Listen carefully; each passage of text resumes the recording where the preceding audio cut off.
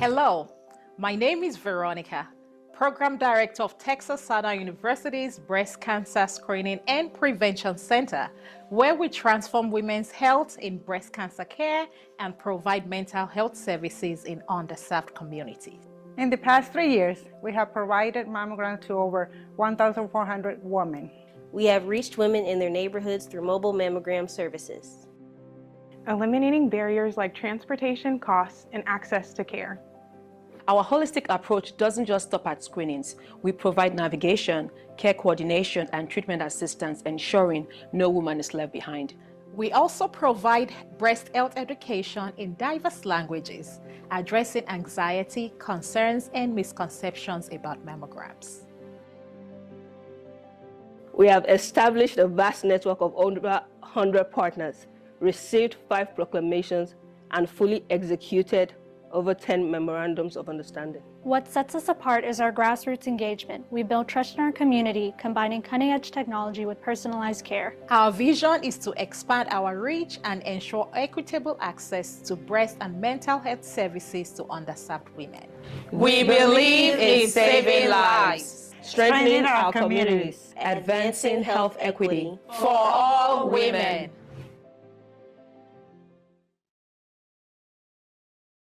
Good afternoon, and welcome to IMPACTHER, a risk reduction and early detection in breast cancer webinar presented by SurviveHer and the Texas Southern University's Breast Cancer Screening and Prevention Center on behalf of the Texas Health Equity Alliance for Breast Cancer. I'm Lindsay Livingston, a 5-year breast cancer survivor of triple-negative stage 2B breast cancer, a BRCA1 gene mutation carrier, and the proud founder of SurviveHer, a breast cancer nonprofit. Our mission is to inform, inspire, and empower women about prioritizing their breast health, including knowing your risk. Today's discussion is crucial as Black women in Harris County face the highest rates of late-stage breast cancer diagnosis and mortality. We want to thank the MD Anderson Cancer Center for funding our efforts to reduce these disparities. The IMPACTHER webinar will empower you with insights from a leading breast surgeon, followed by a panel discussion including a board-certified gynecologist and breast cancer survivor. If you have questions for our speaker and panelist, please post them in the Q&A box. After the event, complete the post-event survey to be eligible to receive a $20 Postmates promo code. And if interested, please sign in and complete the post-event survey to be awarded 1 credit of continuing health worker credit, which will be sent within 5 days. It is my honor and pleasure to introduce our keynote speaker, my own breast surgeon. Dr. Jamie Terry is a leading breast surgical oncologist with Texas Breast Specialist. She has spent over 2 decades dedicated to education, prevention, and treatment. She's the first African-American woman to graduate from St. Joseph Hospital's general surgery program and has been a trailblazer in advancing breast health equity. She's a Stanford and Northwestern alum and is very passionate as an advocate, educator, and trusted voice in the fight against breast cancer. Dr. Terry, we are so elated to have you, and now I'm passing the pink microphone to you. Dr. Terry. Good afternoon, everyone, and I'm honored to be here. Thank you so much to Texas Southern University, to SurviveHer, and to all of us on the call who champion the important cause of breast cancer early detection and risk reduction. I'd like to start by providing a little bit of background information for why we care about this issue, even though it's not October. What women need to know and why is very important. 1 in 8 women in the United States will be diagnosed with breast cancer, and unfortunately, 1 in 40 will die from the disease. In 2024 alone, approximately 310,000 invasive breast cancer were expected to be diagnosed. Approximately 56,000 of those cases will be in situ cancer, or what we call early stage, non-invasive, stage 0 breast cancer. Of note, approximately 28,000 men are expected to be diagnosed with invasive breast cancer. 42,000 women died from breast cancer in 2024, and 530 men died from breast cancer. Why do I mention our brothers, men? Because this is a community problem. This isn't just a woman problem. It's very important for us to understand that is important. And it's also very important for us to understand how we need to work with our men and our sisters to educate and empower them. Next slide, please. Black women, unfortunately, have a higher mortality from breast cancer, while they actually have a lower incidence. What that means is fewer women that are Black get breast cancer every year, but more than the average die. Black women are least likely to be diagnosed with early stage breast cancer, and that's considered stage 1 or stage 2. Stage 0, of course. What this means is the cancer is localized at the time of diagnosis and has not spread. This contributes to the disproportionate or the uneven amount of mortality that African American women unfortunately suffer. Disparity in death rates really reflects a much lower quality care across the spectrum for all African American Black women in the United States. Next slide, please.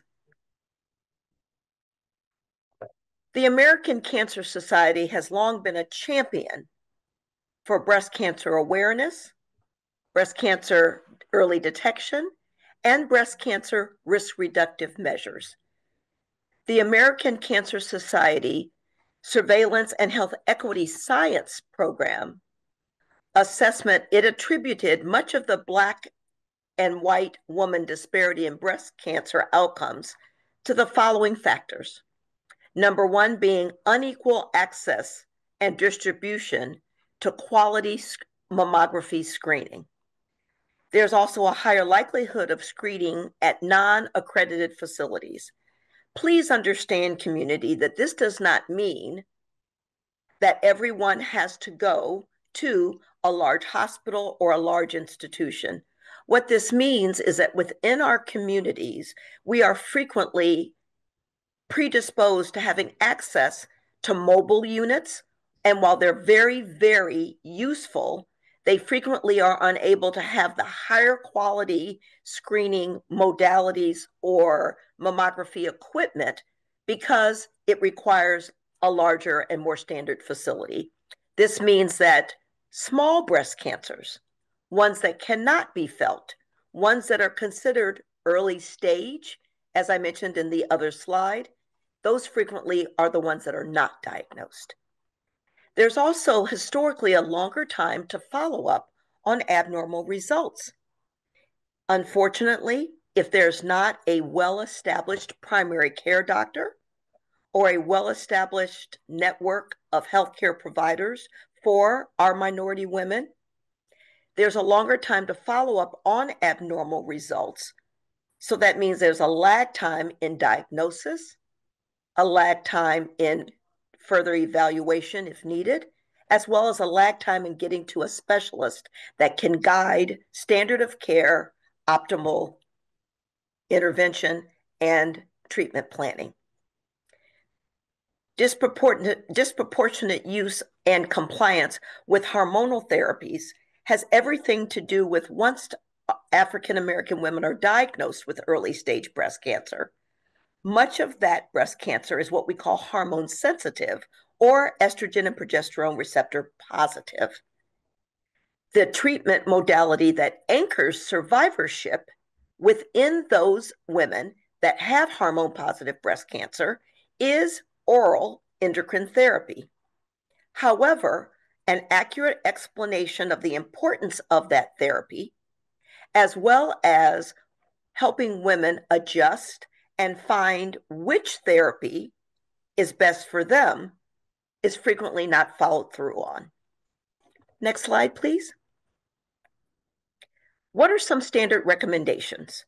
Everyone is very interested in understanding, what should I do? There's a lot of mixed information and mixed messaging.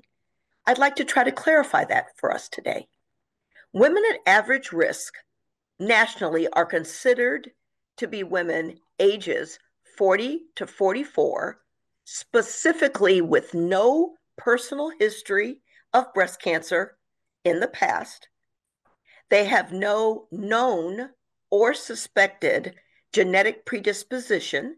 As Lindsay mentioned, most commonly we think of the BRCA1 or 2 gene. They don't have a strong family history, specifically a first-degree relative. I frequently get asked, what is a strong family history? We're talking about a mother, sister, or child, first-degree relative with breast or ovarian cancer. And frequently not understood is a history of previous radiation therapy to the chest.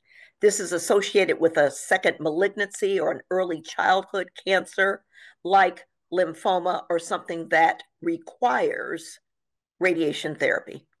So for those women considered average risk, age 40 to 44, they should have the opportunity to begin annual screening. Ages 45 to 54, they should undergo annual screening. Ages 55 and older, they can transition to screening once every 1 or 2 years, as long as they continue to screen through a life expectancy of 10 years or more. I'd like to pause here and say that nobody knows what another person's life expectancy is. Unfortunately, I see too many African American women in their 80s that were told by their doctor, well, you don't need to get mammograms anymore. It's very important, community, to know that the average life expectancy for all women in the United States is 78. That means half the community will live longer than that. So be very careful about declining imaging, and please encourage your family members, your mother, and yourself to ask about screening. Next slide, please. Next slide, please. Women at high risk. Women that are at high risk are women that have a lifetime increased risk of breast cancer that's greater than 25%. This can be assessed via risk assessment tools, as well as genetic counseling, which is so very important, especially if you have a family history of what? A first-degree relative with breast or ovarian cancer. If you have a genetic variation, BRCA1 or BRCA2, then you're considered high risk, and as I mentioned, a strong history of breast or ovarian cancer or prior chest radiation. Why do I say that? You should begin annual screening earlier, age 30, and definitely discussion, if not ordering of an MRI. Next slide.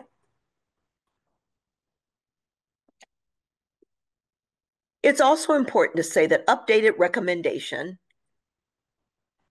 to begin screening at age 40 is very consistent across well-respected Universal Preventative Task Force, the NCCN, National Cancer Network, and the American College of Radiology.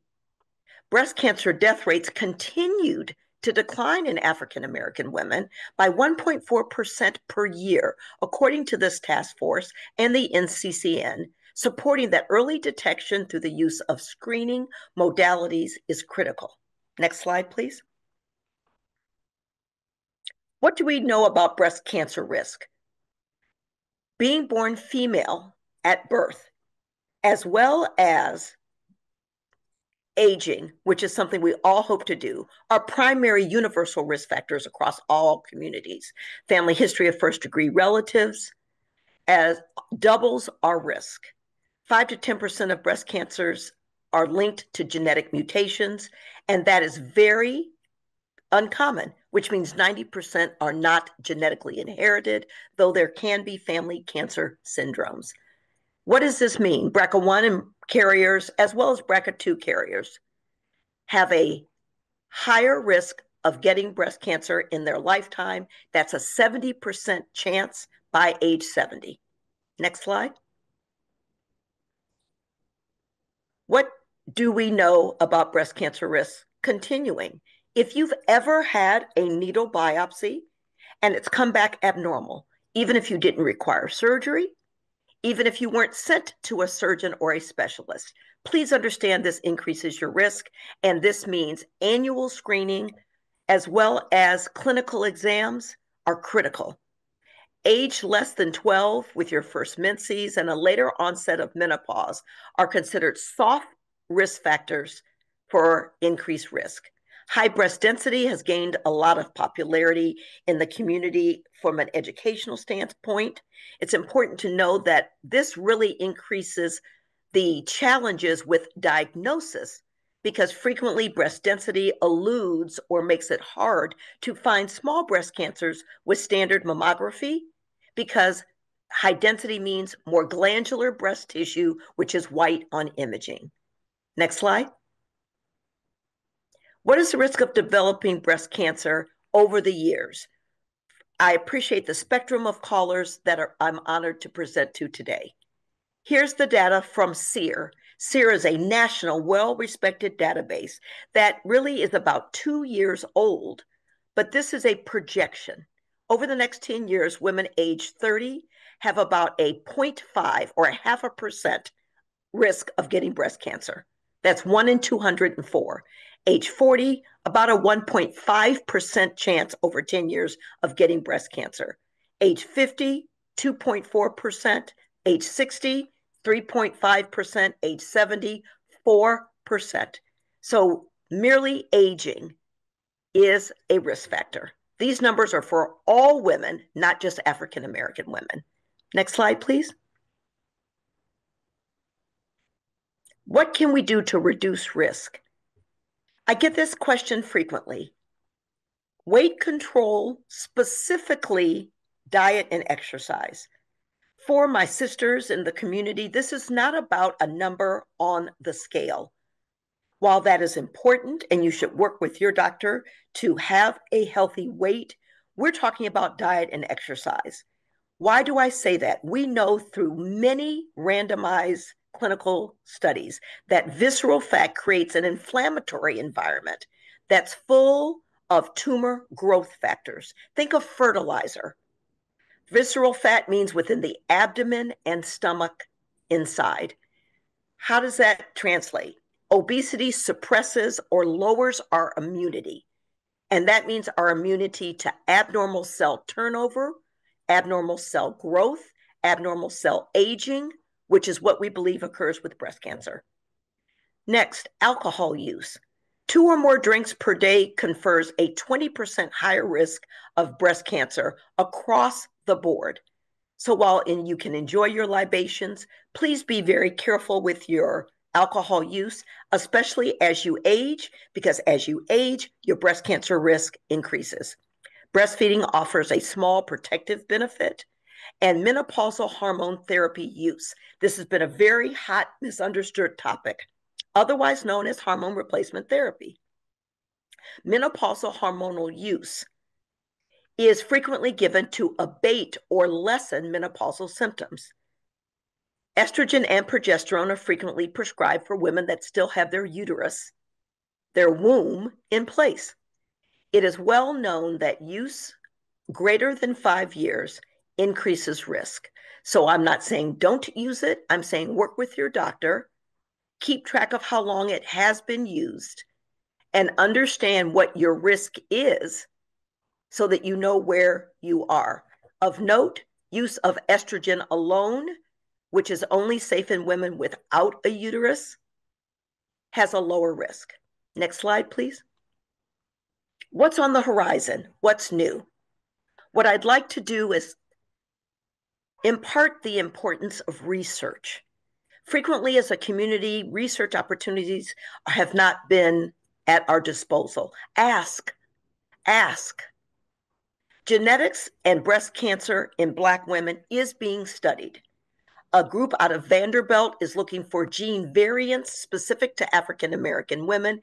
And these variants, we're not talking about BRCA1 and BRCA2, help us understand more about triple negative breast cancer and the increased incidence or likelihood of African American women of younger age having triple negative breast cancer. What's next? Weight loss medications are very, very hot topics now. We're talking Zepbound, Mounjaro, Wegovy. I want to call the names that you may be familiar with.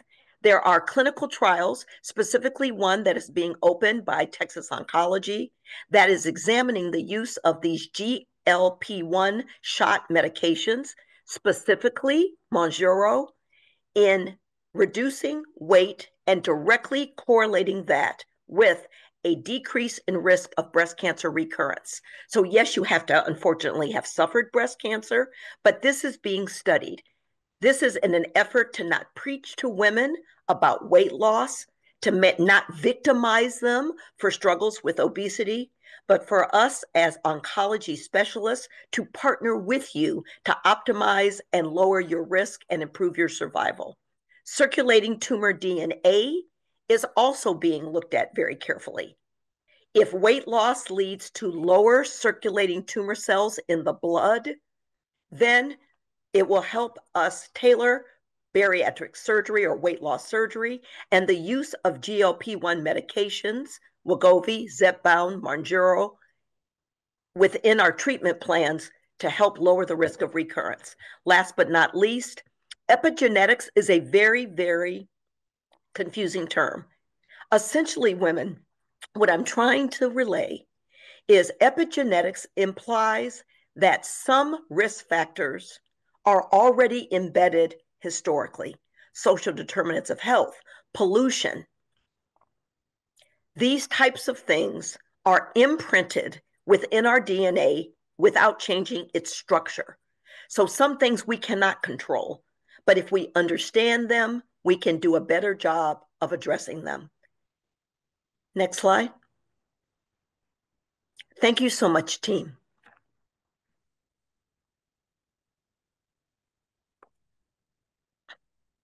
Thank you so much, Dr. Terry. I wish that we could give you all an applause, but thank you so much for that highly informative presentation and for comprehensively educating us about the latest research on early detection and risk reduction to really help women understand how to take charge and advocate for their best breast health and outcomes. So thank you again. Dr. Terry will now be joined by our panelists. And I'm elated to introduce you to another member of my breast care team, Dr. J. Lindsay Silas. She is a board-certified OB-GYN dedicated to empowering women through safe, informed care. She practices at Bella Obstetrics and Gynecology, and she brings award-winning expertise from Case Western and Washington universities. She is a passionate Black maternal health advocate and committed to closing disparities and improving outcomes for Black women and their families. So let's welcome Dr. Silas to the pink room. And she will be joined by my breastie, Tamika Bryant. She is a 12-year breast cancer survivor who turned her stage 2B triple negative diagnosis into a mission for change. She's an advocate for Susan G. Komen and the American Cancer Society.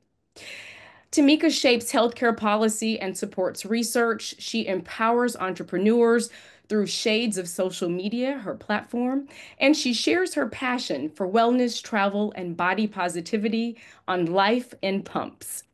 Tamika is a dynamic media personality who's been featured on Forbes, QVC, and Fox 29 in Philly. So welcome to the panel, Tamika. Okay, ladies, let's get started. First, I want to talk about advances in early detection. And I'll start with you, Dr. Silas. As an OB-GYN, you're often the first point of contact for women when it comes to routine screenings. How do you approach conversations with your patients about breast cancer risk and the importance of early detection, especially for those who may be unaware of their personal risk factors. Thank you so much for inviting me. And I'm so grateful to be part of this think tank to just help save more lives. But you're right, when women come into my office for a well woman exam, I always try to remind them that there's actually a lot going on during that visit. So that I may come in with certain concerns about menstrual periods or contraception, but one of the things we want to normalize is breast cancer awareness and prevention. So we're always going to offer a breast exam. And we want to empower women to know how to do self breast exams. So we start that at like the teen level, right? So when people ask me, like, well, how early should someone come see an OBGYN? I think it's lovely to have this kind of transition from the pediatric era to kind of my office so that when a young teen may be accompanied by her mom, by the time she might go off to college, she's accustomed to kind of healthcare navigation by herself and has already been kind of counseled on how to do the self breast exam. And a lot of people say, well, Dr. Silas, the breast is so lumpy. Like, what am I even looking for? And my thoughts are, yeah, that might be true, but get used to what's your normal architecture, the way you were made, so that you might be the first one to know, like, okay, that wasn't there last month. And part of what we're trying to do is create safe spaces to speak up to say, that doesn't seem right. Because I think often people will talk themselves out of it. I felt something, it felt strange to lay on that side, that bra was rubbing in a really inconvenient way, and then they won't seek care for a while. So I would say, like, please take the guesswork out, come to your OBGYN and tell them what's wrong. And even if you felt like, well, I just had a well woman 6 months ago and I'm not scheduled till next year, make an appointment specifically about your breast pain or breast lump. Thank you, Dr. Silas. And I'd like to add to that, I discovered a lump in my right breast when I was in the shower doing a breast self-exam. And so I understand the importance of knowing your body and doing those self-exams. So thank you for educating your patients about that, because it does start at home with our own self-examination. Now I'd like to pass the pink microphone to Tamika. As a patient advocate, with advances in early detection technology, Tamika, how can we ensure that these innovations reach underserved communities, and what role can public health initiatives play in bridging that gap and educating women about breast exams, self-exams, in tandem with what Dr. Silas just shared?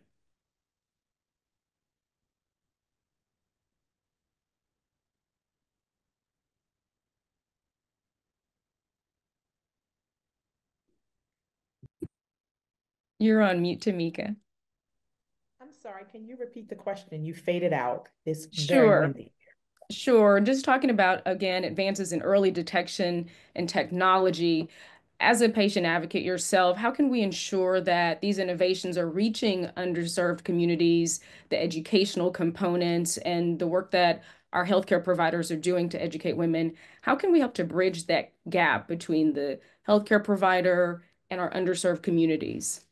The first step is literally what we're doing right now. I think webinars like this are so important because they can reach everybody. It doesn't matter about your economic background. This is literally open to everybody, no matter where you are. So I think that's the first step. The second step is to really, for us to continue going out in the community to share our experiences and to just talk about what it meant for us and how, me being to be a breast cancer thriver, how that really could have continued on and been something different had I not kind of been diligent and really had the opportunity to speak to people.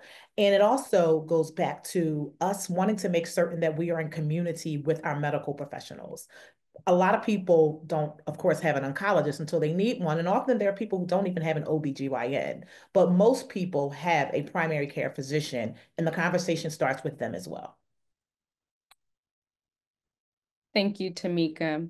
I now like to shift the conversation to genetic risk and risk reduction strategies, which is such an important part of the conversation as we talk about community, Tamika. And Dr. Terry, you were there with me since day one when I was initially diagnosed, and you laid out the course of treatment for triple negative stage 2B breast cancer. We were uncertain about my family history. We knew about my maternal side, but we were unsure about my paternal side, and after I took a genetic test, we discovered I carried the BRCA1 gene mutation. So, and we know that changed the course of treatment. So for women who test positive for BRCA1 or BRCA2 gene mutations, what are the key surgical and preventative options that you typically discuss with them? And how do you guide them in making decisions around these options? Thank you so much for that question. And I tried to introduce some important factors in the initial keynote address. It was, first of all, very important that you get genetic testing even before we knew the details of your paternal history, because it is now a standard of care NCCN, Cancer Community Network guideline that triple negative breast cancer in patients under the age of 60 should receive genetic testing. So that should be done. That notwithstanding, we're trying to expand genetic testing, period, because it's a game changer. As I articulated, there's a 70% lifetime risk of a woman getting breast cancer if she's a BRCA1 or BRCA2 gene carrier. If you have breast cancer, you've already realized that risk. We cannot fight our genes, so contralateral or other side breast cancer remains a risk of 70% in those gene carriers. So we begin to talk about risk reductive surgery and risk reductive measures. In your case, hormone therapy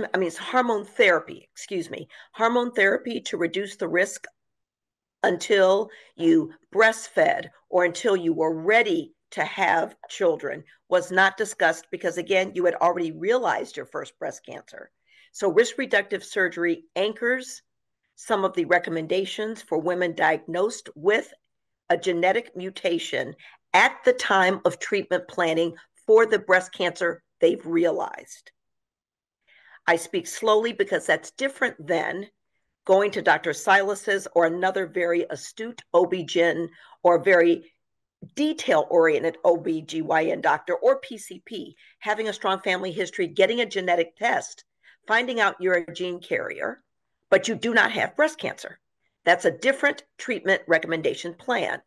Risk reductive measures include preventative surgery, risk reductive surgery, but it also can involve removing of the ovaries because you carry an increased risk of ovarian cancer.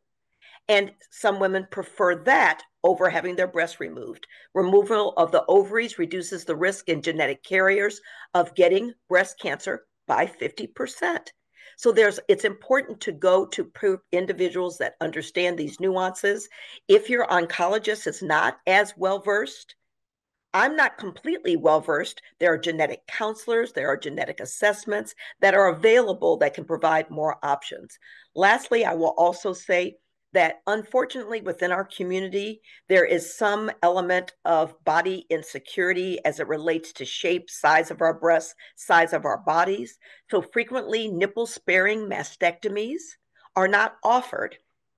There are surgical techniques that can lift and reduce the breast to a desired size prior to nipple-sparing mastectomy. So please remember to ask carefully. Thank you, Dr. Terry. Always so informative and thorough in your explanation so that we as a community understand the steps, the information, and again, just knowing the information that to help us make the best informed decisions for our bodies. Dr. Silas, I know that you work in tandem in some way, in some capacity with the breast surgical, the oncologist with whom you have to co-care for patients like myself. So how do you incorporate breast cancer risk assessment into your well woman exams just to make sure that every early detection box is checked off the list so that opportunities aren't missed in those conversations and in those examinations and appointments? Yes, I'm so glad that you asked that because I really think that breast cancer risk reduction should be a part of every well woman exam. I understand there's a lot to get through, right? We're doing cervical cancer screenings, et cetera. But in our office, for example, we often will have QR codes around our waiting room or in the exam room themselves saying, like, do you have a family history of these things? If so, scan this QR code. But then, even within our visit, we're going to ask you specifically about your cancer history in your family. So, that assumes you know. So, one of the things I want to press upon all of our webinar participants is find out what folks in the family have. It's very common in our community for people just not to say. And if you have a very guarded family, no one ever talks about what happened to your grandmother, that's not your fault, right? We can only do the things that we can based off the information we have. But sometimes people know and they don't realize how it could be related or impactful. So I love that, for example, Dr. Terry's been talking about breast cancer and ovarian cancer links, but also in our presentation, she talked about how some people can have inherited a family gene mutation for cancers that could be linking things that you wouldn't even think of, like an uncle with prostate cancer or a grandfather with colon cancer. So we really want to know all the information that you have so that we can direct you to things. So it's very common in my practice. If someone says they have a family history of cancer, I'm giving them the contact information for the genetic counseling department at MD Anderson. So I want people to know, like, it's not just about cancer care if you're diagnosed. Let's find out if you're at a greater risk or a genetic predisposition. And I think sometimes folks get scared of the information. Well, what do I do when I find out that I've inherited something? We use that as empowerment, right? So we find out, do you need to be screened sooner than age 40? Do you even need to have other things added to your care, like breast MRI? I think we should not hide once we realize this is uncomfortable. I think we take our power back by saying, I'm going to find out as much information as I can about my family, and I'm going to get the genetic cancer screens, whether that's a saliva test or blood testing, so that I can do things differently. And so instead of the shame and the fear that sometimes our families don't want to talk about it, we can now go to Thanksgiving and say, girl, listen, our cousin passed away of this. Let's go get our mammograms together. Like, let's hug each other and protect each other in a very familial and village-like way. Yes, Dr. Silas, we have to talk about our family history. Do we know why grandma and aunt so-and-so, how they may have passed away? We may not know, but let's have those conversations, because what if it were breast cancer or a cancer? We have to talk about it. And yes, let's make it priority to talk about breast health when we're out to brunch, out to lunch, and with our girlfriends on the weekend. It should be part of our everyday conversation because it's that important in helping to save our community. Speaking of community, Tamika, you work and your focus is on community outreach and education, and you also are a lifestyle and wellness guru. And so when we look at risk reduction, what is your advice as a breast cancer survivor, thriver? What is your advice to women about living their breast healthiest lives, being mindful of their diet, their weight, their working out, their exercise? What is your advice to women in our community? So first, I just want to say that I love and echo everything that Dr. Salas and Dr. Terry have stated. So much of that is what I am preaching in the community. For whatever reason, we are ashamed of cancer, and we should not be. It is not something that we gave ourselves, something that we asked for, something that most of us don't even want. And so for me, with my focus really being on wellness, as a lifestyle expert, I tell people, we are what we eat. And while anyone who knows me knows I love my bacon, I am very mindful that I just can't sit around and eat bacon all day. I've got to add some vegetables. And sometimes a detox is needed. And so for me, because I reach people across very different avenues, I'm always like, there is always something that you can do to make a greater stake in your healthcare. Walking is free. I try to walk every day, 2 to 3 miles, even when it's cold outside.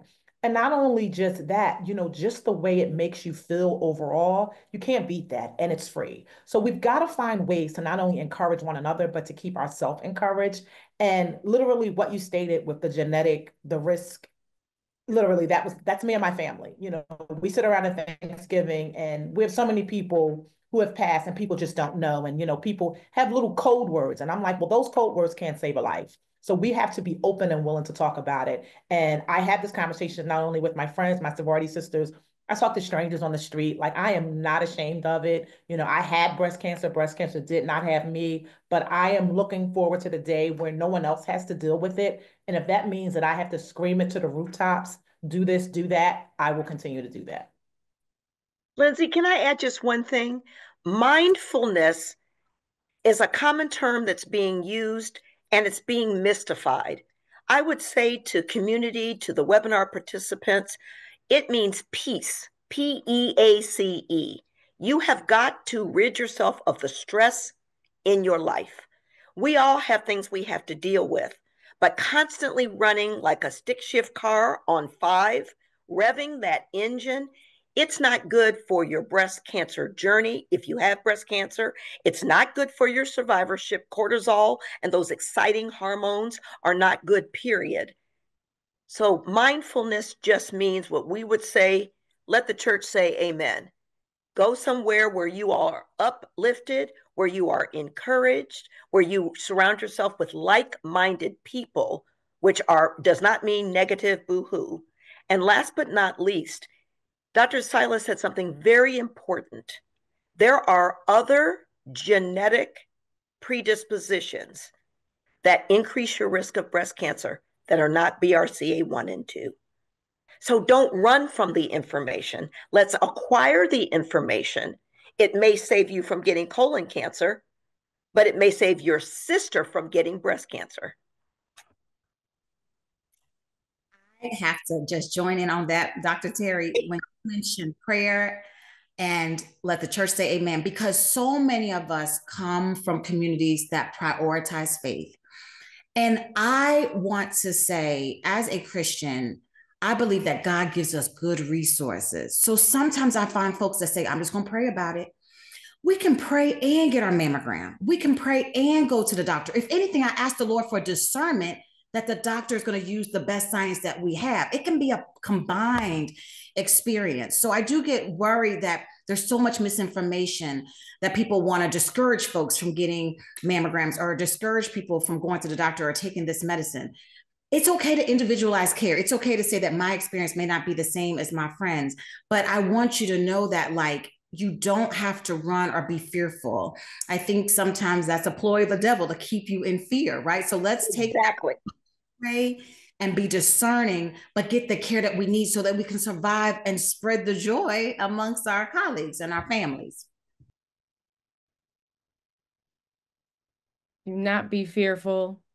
Pray and get that mammogram. Those are strong words. Thank you, Dr. Silas, and thank you, Dr. Terry, too, for empowering us to embrace our community and to not be down or fearful or join that woe is me club, because if you are diagnosed with breast cancer, and I'm speaking personally, if you are diagnosed with breast cancer at an early stage, there are advancements in treatment and surgical procedures that can save your life, as it did for me. So thank you for Dr. Terry and Dr. Silas. Tamika, a closing thought, a piece of advice before we transition into our question and answer segment.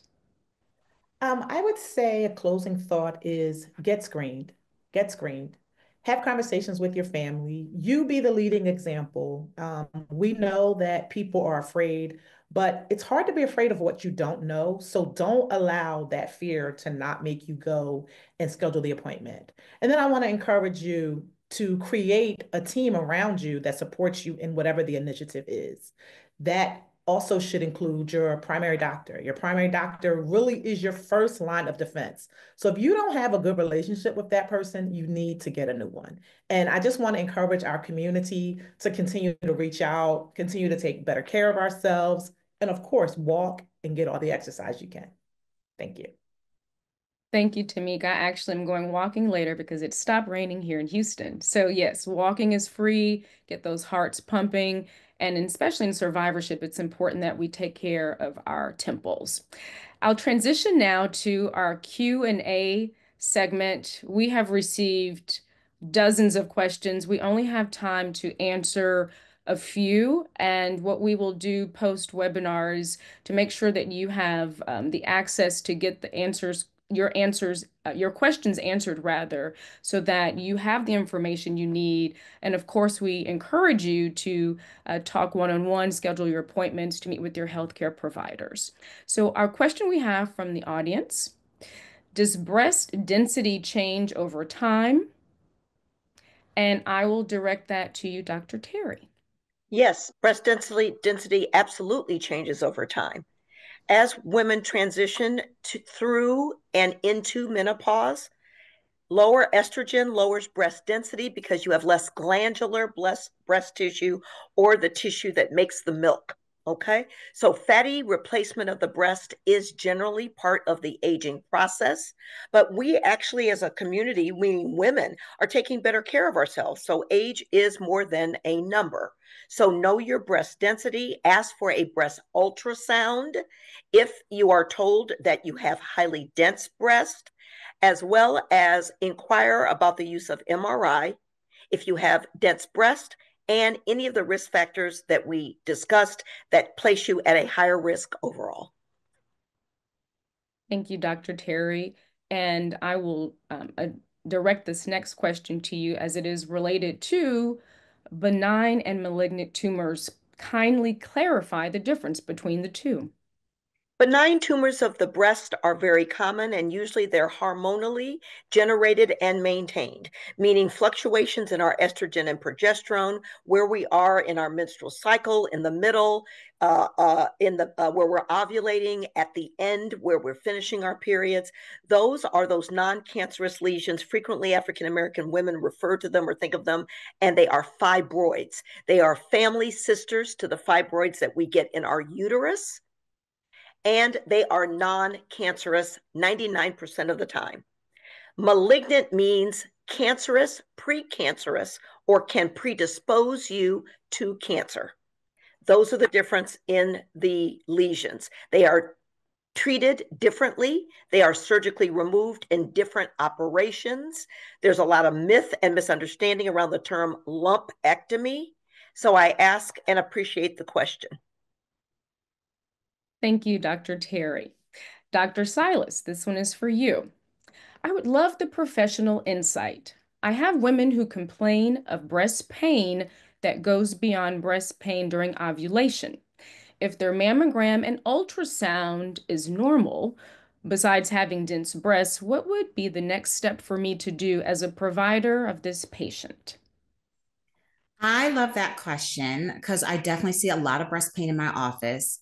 And I also want to be encouraging in that a lot of breast cancers may not cause pain. So there could be other explanations. So part of my investigation when someone presents with a complaint of breast pain is, was there any trauma to the breast?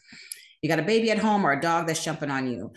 Do you drink a lot of caffeine? So coffee, for example, could cause breast pain. Sometimes it's the bra itself. Is it too tight? Are you wearing an underwire? So there can be other explanations for what's causing breast pain other than a lump or a mass.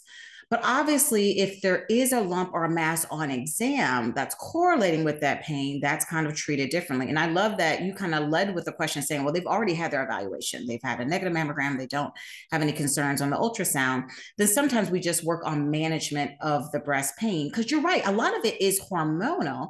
You can have breast pain at the time that you release an egg or ovulation, often 2 weeks before your period, or other times people have pain at the time of their menstrual period in their breast. So that literally is just kind of a sign of the breast responding to the hormones. The same thing I see often in the first trimester of pregnancy. People often complain of breast tenderness. So that doesn't always imply that there is a breast cancer, but we do want to identify an explanation for it if we can. So stay vigilant, I think, is the goal there. And you can kind of feel reassured. If I've had my breasts examined in the office, I've had a screening mammogram, I've had an ultrasound, and nothing was found, now we can just go about the work of reducing the pain, whether that's non-steroidal anti-inflammatory medicines like Motrin, reducing caffeine, changing our bras. Thank you, Dr. Silas. And you said a keywords, stay vigilant. If you feel something, say something to your doctor and keep an eye on it.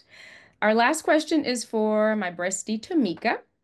And this question is from a new breast cancer survivor. How do you live a new life as a breast cancer survivor after a diagnosis?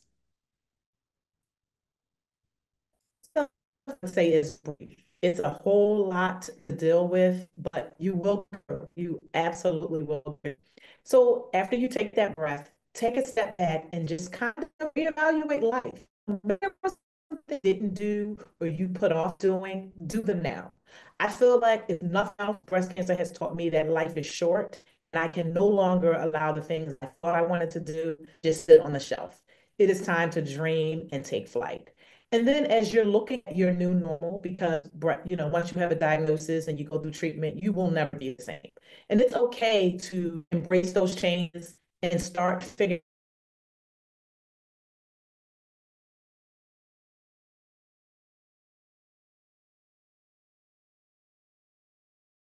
Thank you, Tamika, for those insights.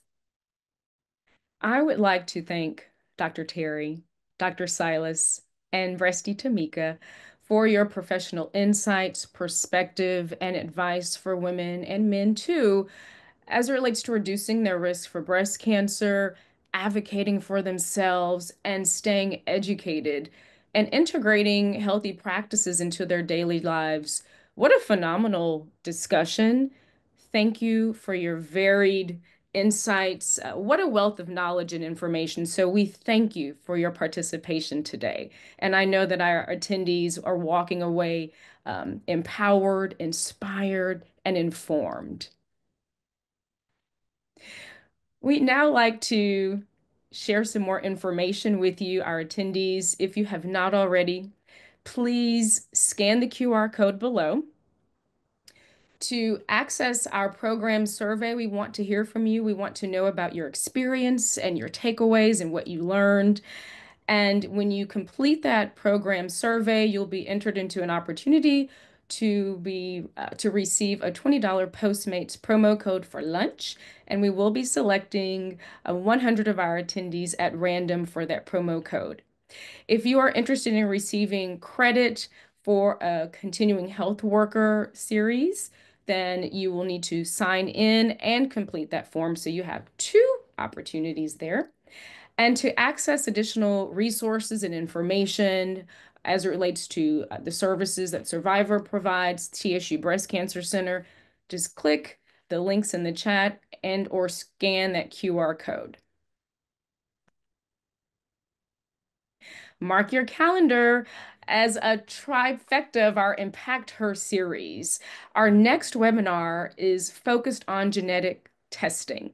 That will be hosted Wednesday, April 16th at noon. So it'll be another lunchtime opportunity to learn and take a deeper dive into the world of genetic testing.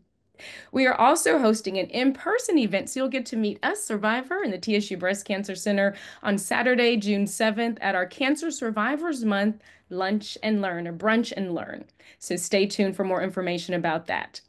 I would now like to introduce my partner in crime, Christina Mackey. She is the Director of Partnerships and Initiatives for Survivor and our T-Hill Program Director. Christina. Good morning. Thank you, Lindsay, and thank you all for being here today. A resounding thank you to all of our panelists, and Dr. Terry, thank you for stepping in and stepping up and being our keynote for today. My name is Christina Mackey, and I serve as the Director of Partnerships and Initiatives for Survivor, as well as the Program Manager for our IMPACTHER initiative through T-Hill and our partners at TSU. As a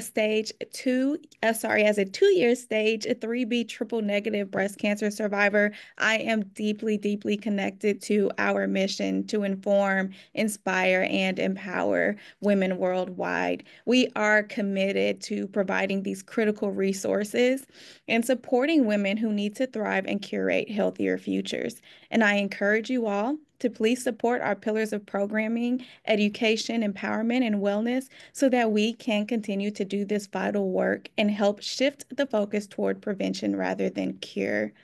We are honored to take up space in this awareness campaign against the insidious threats of breast cancer. To our sisters who are currently in the fight right now, you were a survivor at the murmur of diagnosis. To our undiagnosed community, we fight so that you don't have to. Stay informed, be inspired, and walk boldly in your empowerment. Thank you. Thank you so much, Christina. And thank you for the work you're doing as a breastie. Thank you. I'd now like to introduce, and we'll share a little bit about Survive Her. So we are a breast cancer awareness organization. We are all about informing, inspiring, and empowering women. We support undiagnosed and diagnosed women. We offer wraparound services, financial support for underserved and uninsured women, and women who are currently in treatment with chemo care packages and other resources. We are lifestyle events driven, so we look forward to meeting you at one of our community programs this year. So just follow us on social media at I'm a Survivor, join our newsletter, or just follow us through our website. So we look forward to meeting you soon.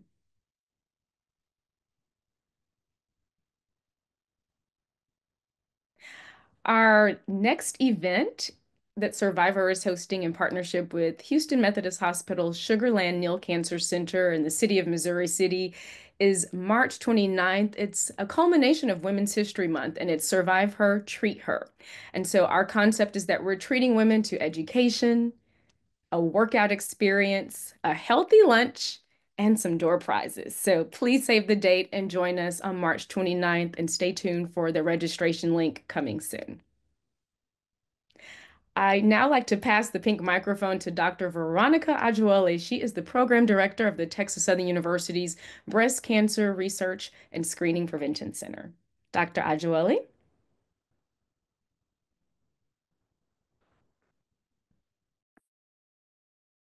Okay, hello and good afternoon, everyone. I am so glad and excited to be on this call.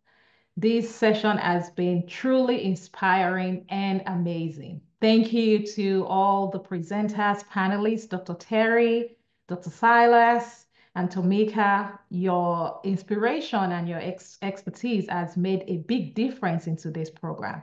I am very, very excited to have this partnership with Lindsay and her team, from Survive Her. Here at Texas Southern University, we received funding through CPRITS, $1 million over the past 3 years, where we've been able to provide education events like this, mammogram screening at no cost to uninsured, underinsured women. And we've been able to do just that over the past within 5 counties. And I'm very excited to share that within this past 3 years, over 1,400 women have received mammogram at no cost through our program. We could not have done this without the support of the community, without the support of the leaders and the support of the staff that we have at Texas Southern University. So big thank you, Dr. Ogbo, Olanike, Dolores, who is our patient navigator. And as we speak right now, we have our team in the Katy area offering a mammogram at no cost on the mobile unit. 20 women will be receiving mammogram today as we speak under this funding initiative. So a big thank you to the community. Thank you so much, everyone, for engaging with us, and looking forward to serving you all more. Thank you.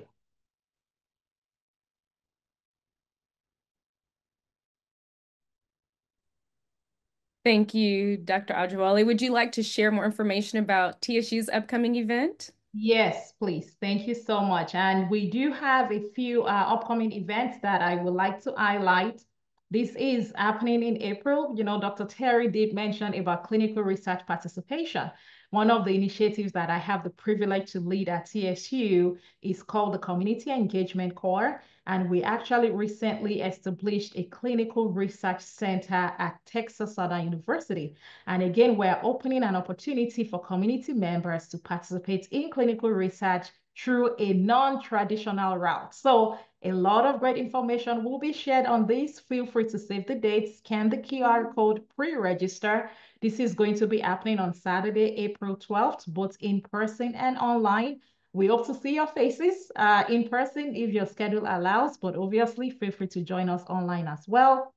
And we are bringing in a lot of information, bringing in speakers, panelists, people that have participated in clinical research before. There's going to be a lot of resources that we will be sharing. Not only are we empowering our community with education, we are also positioning community members to take action towards clinical research participation.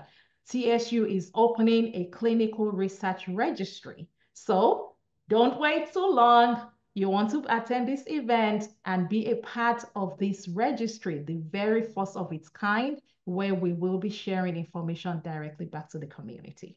So scan the QR code and we hope to see you there. Thank you, Dr. Ajawole. So many great events, a lot of resources, so you have no excuse. We are providing access, information, and educating to our communities.